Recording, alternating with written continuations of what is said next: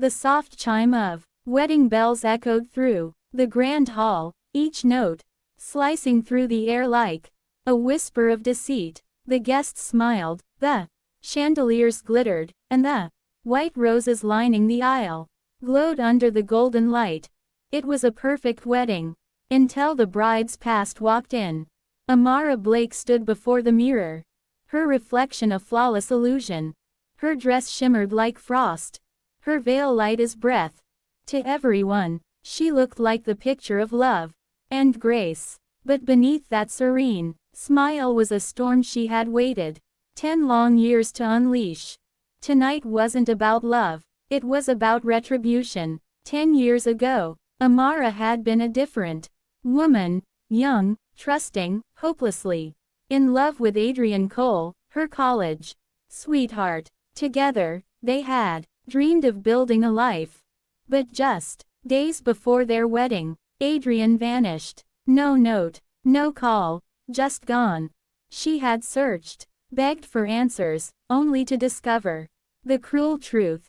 Adrian hadn't disappeared. He had married her best friend, Lila. The betrayal had hollowed her out. Piece by piece, her tears had turned to steel, her love into fire. She left the city, built a name as a renowned event planner, and learned to wear her pain like armor. Then, one day, fate handed her the sweetest poison of all, an invitation. Mr. and Mrs. Adrian Cole cordially invite you to plan their daughter's wedding. The irony made her laugh. She said yes. Now, 10 years later, Adrian stood across the room, gray at the temples but still wearing that same charming smile, the one that once made her forget the world. He didn't recognize her, not yet. Why would he? Time had sculpted her into someone new, elegant, controlled, untouchable. As she approached him, clipboard in hand, his eyes flickered with confusion. I'm sorry, he said slowly. Have we met before? Amara tilted her head, lips curling into a polite smile. In another life, perhaps. She could see the faint wrinkle of unease cross his brow. Good. Let the ghost stir. Over the following weeks, she planned every detail of the wedding, the music, the flowers, the seating. But behind the scenes, every piece held meaning, every choice a message he would soon understand. The bride's bouquet was made of white lilies, symbols of death. The cake design mirrored the one from Amara's ruined wedding.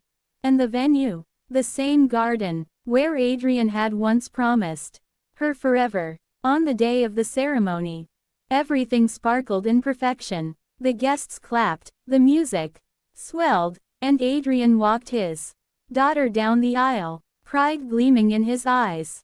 But as the vows began, a hush fell over the crowd. The officiant opened his book, and inside lay a letter.